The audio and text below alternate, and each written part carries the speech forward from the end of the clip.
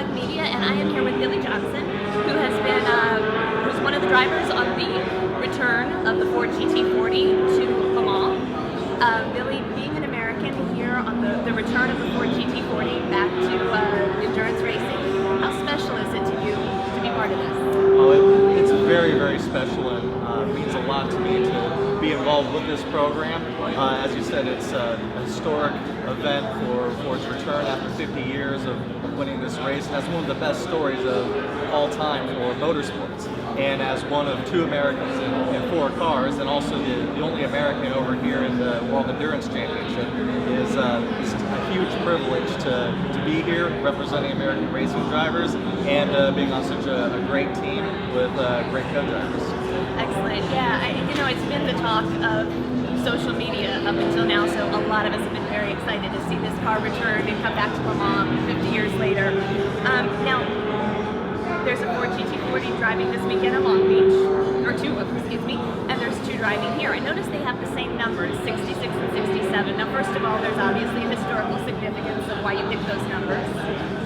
Yeah, so 1966 was the 1-2-3 finish of the Ford GT and the storied race, and this is the 50th anniversary of that time. But 1967, 68, and 69 were also years of victory for the Ford GT40. And for Le Mans, when both the 2 cars in the United States come over here and then the 2 European cars are together, we will be running 66, 67, 68, and 69. So when in the individual championships, both teams run 66 and 67, but for the Le Mans race, when we're all together, we'll be running all 4 years representing for our numbers.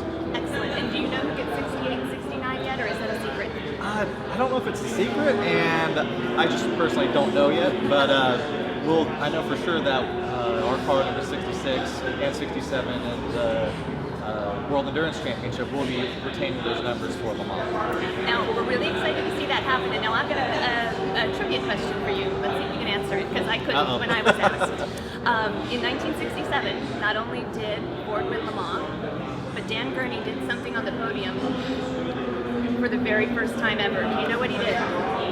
Yes, he was the first to spray the champagne, which is now the norm for all of motorsports. Yep. Exactly. Awesome. Well, listen, And that's Americans having fun. Yay, America. As you can tell, I'm also American. All right, well, now I'm going to flip to some questions directly about you and your racing career. Okay. You've been driving Fords for quite a long time. How did you get started with Ford initially? First, my first race in the Ford was driving with Jack Roush Jr. and obviously his father, NASCAR team owner Jack Roush. They had a sports car team, and I was called mid-season to race with them, and we won one of the last races of the year. So that was the Jack Roush Jr.'s first race win. And from that success, I've been driving with Jack Jr. for about 4 or 5 years. And in that time frame, I've done a few NASCAR nationwide races as well. Mostly road courses, but I also did my oval race debut in Loudon, New Hampshire. And then over the past few years, I've been involved in a lot of street car production development of the GT350, the 350R, the 350RC Shelby Mustang that Scott Maxwell and I race in the Continental Tire Sports Car Challenge Championship, and then also the Ford GT street car, and obviously the race car as well, and now I'm here racing. So had a lot of history with Ford. Love the brand, great group of people, great company, and I'm proud to be a Ford driver and to be here. Excellent. Now, I was actually reading your webpage earlier, and I noticed that one of the interesting things you do is you're actually a driver coach, and you teach oval track drivers how to do road courses. Yes. What are some of the differences in some of the things that you teach them how to segue from being an oval track driver driving a road course? Yeah, so over the last 4 years, Ford had me work with the NASCAR drivers in the Sprint Cup Series as well as the Xfinity Series to help improve their road course driving expertise.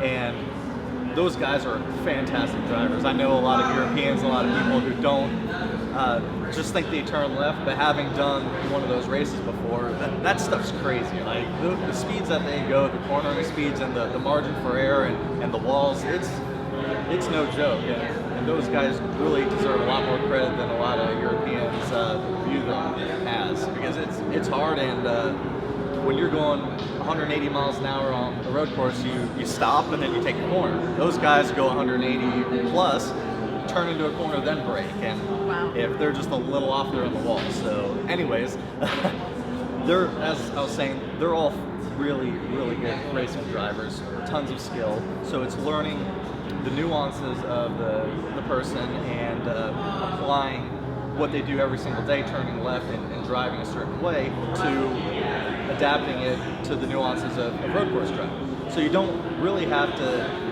teach a really good NASCAR driver much other than how to apply things the correct way. And then they do that, and then they're winning races. Is there anything that they're typically initially surprised about, or is it just a really easy transition once they know the differences? On the transition, sometimes it's easier, sometimes it's more difficult. And the main thing, coaching-wise, with them is just figuring out what clicks and what they can grasp and make sense of, and then apply it the correct way. So, like I said, they have all the tools and the skill and the experience to be great road course racers. It's just figuring out what little aspects gets them to make a click for turning right and for analyzing a road course differently from an oval. But at the end of the day, we're all driving race cars. We all have to get good exits. We all brake into corners, and it's just for road course racing, there's obviously more corners in two different directions, and once you apply the right things, they're just as fast as anyone on road courses. Very interesting. Now, all right, you started in karting at 13 years old. Going back to your karting history, is there a favorite track or a favorite race that you had, and favorite moment in karting? That's a tough one. I'd say racing in Southern California, from where I grew up. Unfortunately, a lot of those tracks are now gone, and that's really sad to see, because karting is the start of a lot of people's racing careers. Pretty much all of them.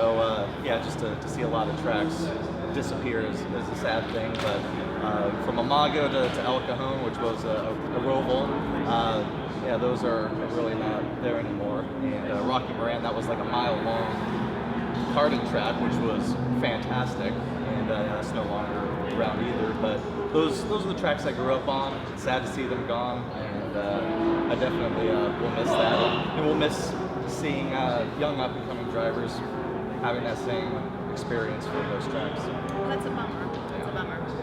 Okay, now I'm going to ask you a question, and you can't answer Le Mans. All right. What is the next item on your bucket list? Next item on my bucket list, I'd say the next race at Spa. Spa is Spa, and just an iconic, amazing track. Racetrack, and definitely really excited to take the Ford GT there. And, have you driven Spa before? I've not driven Spa before. I have not driven Silverstone before either, but doing a lot of training and testing on simulators, and that definitely pays off. So I'm preparing the best I can. Well, I'll have to come and find you at Spa and find out how you like your first couple of laps there, because it's an amazing track. Yeah. All right, now I have a small challenge for you. I'm gonna fail this. And as a driving instructor, driving coach, maybe this will be something a little up your alley, maybe not.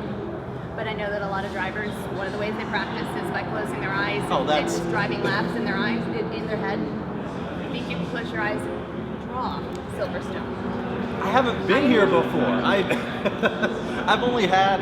How many laps have you had here? 9 laps, and one of them was in the rain, and a few of them were under a yellow flag. So, what's your favorite track then? And don't you tell me an oval.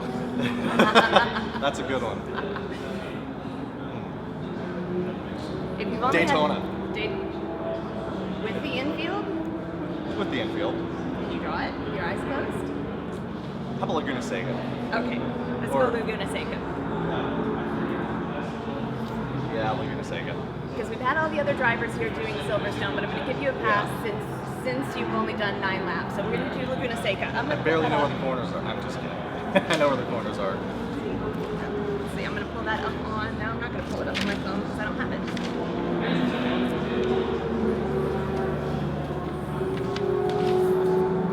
Did you have your eyes closed? And we have a cheater here. All right. Go ahead, we'll do it like this.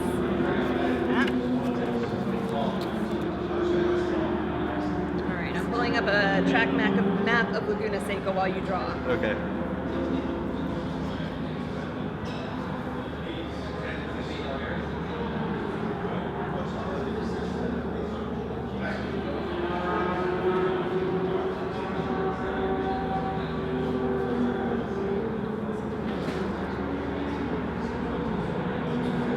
Not that bad. I didn't connect it. You almost connected it, and that's really impressive. Only one driver this weekend has actually managed to connect a racetrack. Want to tip it here so that we can see on the camera?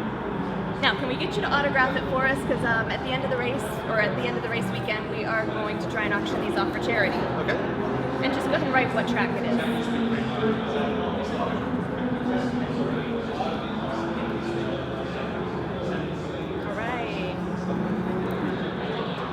Thank you very much. Thank you. Enjoyed it.